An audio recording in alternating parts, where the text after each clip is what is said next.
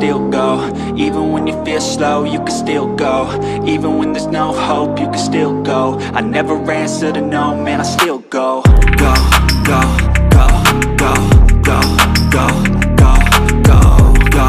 Kubilai Khan, penguasa Kekaisaran Mongol dan Kaisaran Dinasti Yuan, mengirim utusan ke banyak negara untuk meminta mereka tunduk di bawah kekuasaannya dan membayar upeti. Mensi atau Menki, salah satu utusannya yang dikirim ke Jawa Dipa, tidak diterima dengan baik di sana.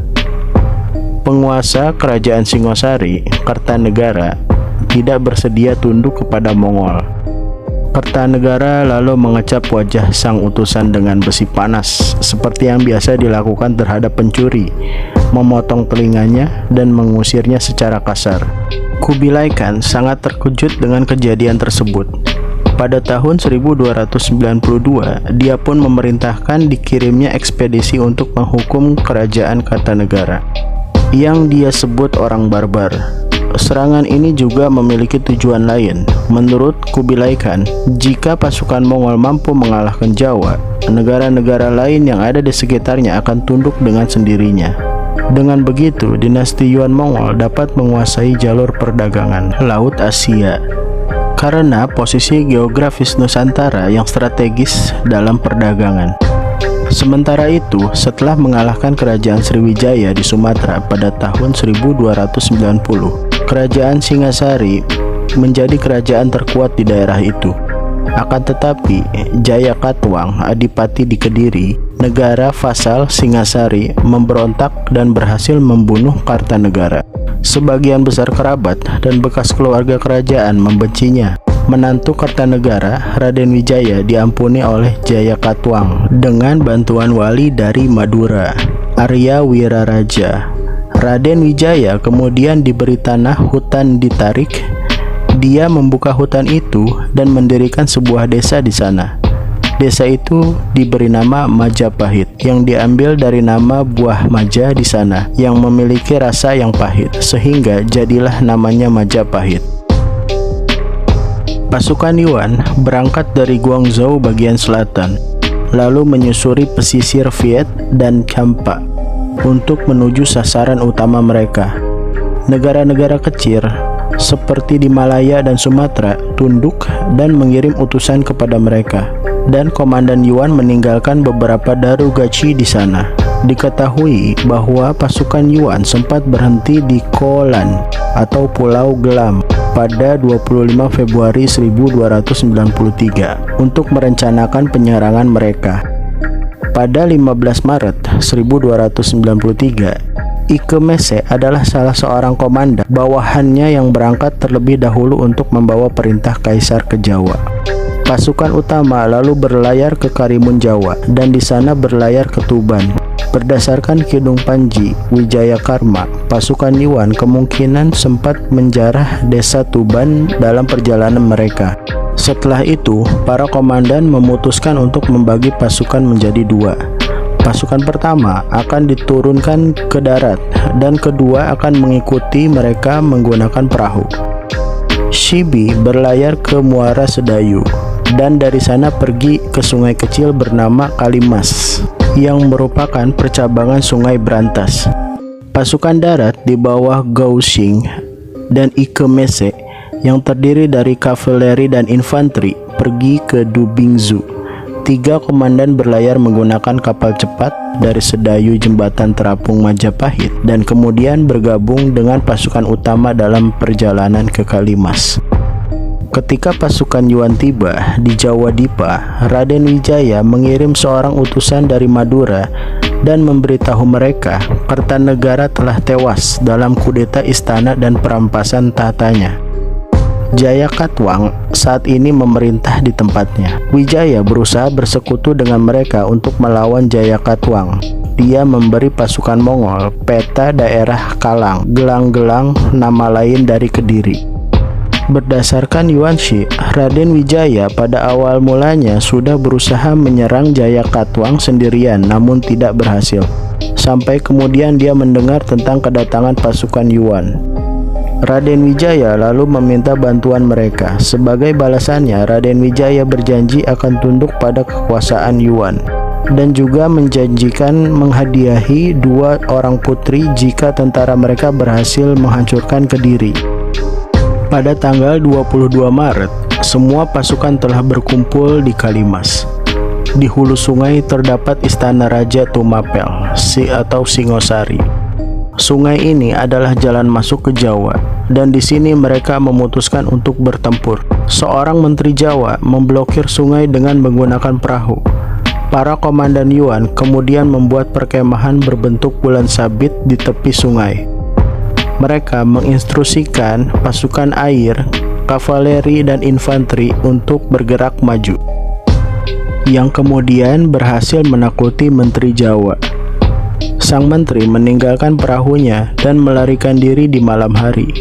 Lebih dari 100 perahu besar yang digunakan untuk memblokir sungai berhasil direbut oleh pasukan Yuan.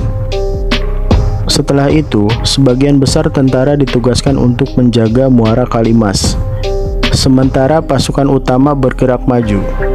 Utusan Raden Wijaya mengatakan bahwa Raja Kediri telah mengejarnya ke Majapahit dan memohon pasukan Yuan untuk melindunginya, karena posisi tentara Kediri tidak dapat ditentukan.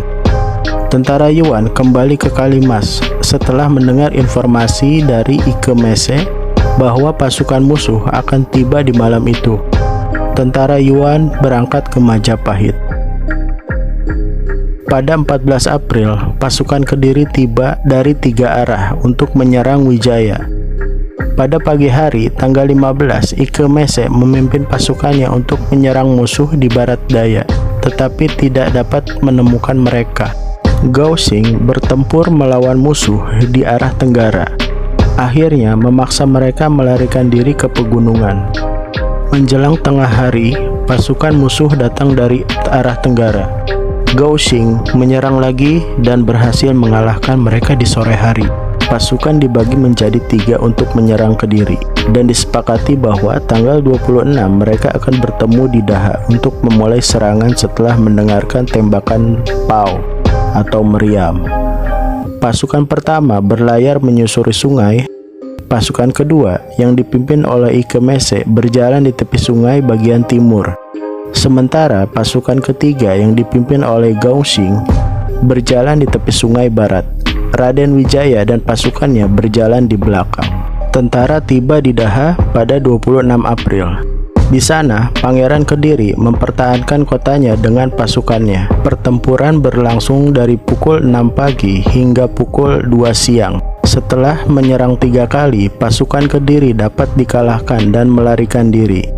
Sementara pasukan Mongol dan Kediri sedang bertempur, pasukan Majapahit menyerang kota dari arah lain dan dengan cepat mengalahkan penjagaannya. Istana Jayakatwang dijarah dan dibakar.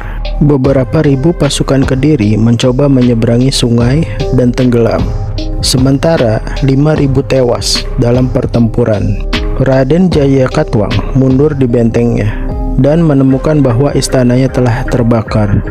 Pasukan Mongol kemudian mengepung kota Daha dan meminta Jayakatwang menyerah. Pada sore hari, Jayakatwang menyatakan takluk kepada bangsa Mongol. Tentara Yuan menangkap Jayakatwang, putranya, istrinya, dan semua perwiranya, dan merampas harta yang bernilai 50 juta yuan. Setelah Jayakatwang dikalahkan oleh pasukan Mongol, Raden Wijaya kembali ke Majapahit, berpura-pura hendak menyiapkan pembayaran upeti untuk Mongol, dan meninggalkan sekutu Mongolnya berpesta merayakan kemenangan mereka.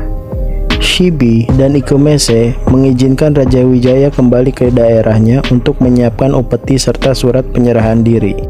Namun, Gao Xing tidak menyukai hal ini dan dia memperingatkan 2 komandan lainnya. Raden Wijaya kemudian meminta sebagian pasukan Yuan untuk datang ke negaranya tanpa membawa senjata, karena kedua putri yang dijanjikannya tidak tahan melihat senjata-senjata. Akhirnya 200 prajurit Yuan yang tidak bersenjata dan dipimpin oleh 2 orang perwira dikirim ke negara Raden Wijaya. Akan tetapi, pada tanggal 26 Mei, Raden Wijaya dengan cepat memobilisasi pasukannya. Setelah itu, Raden Wijaya menggerakkan pasukannya menuju kamp utama pasukan Yuan dan melancarkan serangan tiba-tiba. Dia berhasil membunuh banyak prajurit Yuan, sedangkan sisanya berlari kembali ke kapal mereka. Setelah mencapai sebuah candi, tentara Yuan disergap oleh tentara Jawa yang telah menunggu mereka. Mereka berhasil menerobos di bagian tengah, melanjutkan pelarian. 1200 km mereka berlari ke arah timur dengan jalur sebelumnya. Raden Wijaya tidak menyerang Mongol secara langsung. Sebaliknya, ia menggunakan semua taktik yang kemungkinan untuk mengacaukan dan mengurangi pasukan musuh sedikit demi sedikit. Selama pelarian, tentara Yuan kehilangan semua rampasan yang ditangkap sebelumnya. Di pantai, armada pasukan Jawa yang dipimpin oleh Rakyan Mantri Arya Adikara juga menghancurkan sejumlah kapal Mongol. Pasukan Yuan mundur secara kacau karena angin muson yang dapat membawa mereka pulang segera berakhir, sehingga mereka terancam terjebak di Pulau Jawa untuk 6 bulan berikutnya. Setelah semua pasukan naik kapal di pesisir, mereka bertarung di laut dengan armada Jawa. Setelah berhasil menghalau mereka berlayar pada 31 Mei ke Guangzhou selama 68 hari, akibat dari serangan itu, pasukan Han Utara, Shibi, kehilangan sekitar lebih dari 3.000 orang. Sementara pasukan yang baru dibentuk kehilangan lebih banyak. Penelitian modern memperkirakan 60% tentara Yuan terbunuh, total 12.000 sampai 18.000 orang terbunuh. Dengan jumlah orang yang ditawan tidak diketahui dan sejumlah kapal yang hancur. Pada awal Agustus 1293, pasukan mereka tiba di Cina. Mereka membawa anak-anak Jaya Katuang dan beberapa perwiranya yang berjumlah lebih dari 100 orang. Mereka juga memperoleh peta negara, catatan populasi, dan sebuah surat dengan huruf emas yang ditulis oleh Raja Muli. Akibat dari invasi yang gagal itu, 3 jenderal Yuan kehilangan semangat karena terusir dari tanah Jawa dan kehilangan banyak prajurit elit. Akhirnya kembali ke Tiongkok bersama sisa pasukan yang selamat. Mengetahui bahwa pasukannya gagal, Kubilai Khan menjadi sangat marah. Ia menghukum Shibi dengan 70 cambukan dan menyita sepertiga harta kekayaannya karena membiarkan bencana itu terjadi. Ike Mese juga dihukum dan sepertiga harta kekayaannya disita. Sementara Gao Xing mengalami nasib yang berbeda. Dia dihadiahi 50 tael emas karena melindungi pasukannya dari kehancuran total. Di kemudian hari, Shibi dan Ike Mese dimaafkan, dan Kaisar mengembalikan reputasi serta harta kekayaan mereka. Kegagalan ini sekaligus merupakan ekspedisi militer terakhir Kubilai Khan. Sebaliknya, Majapahit kemudian menjadi negara paling kuat dan pada masanya di Nusantara. Kubilai Khan merencanakan invasi lain ke Jawa dengan kekuatan 100.000 tentara. Tetapi rencana ini dibatalkan setelah kematian Kubilai Khan. Dan cerita berakhir di sini. Oke guys, itu cerita tentang invasi Mongolia ke Pulau Jawa. Apabila kamu suka dengan ceritanya, silakan like dan share ke teman-teman kalian. Dan jangan lupa subscribe ya, biar membantu channel ini tetap berkembang dan memberi pengetahuan dan cerita-cerita sejarah lainnya.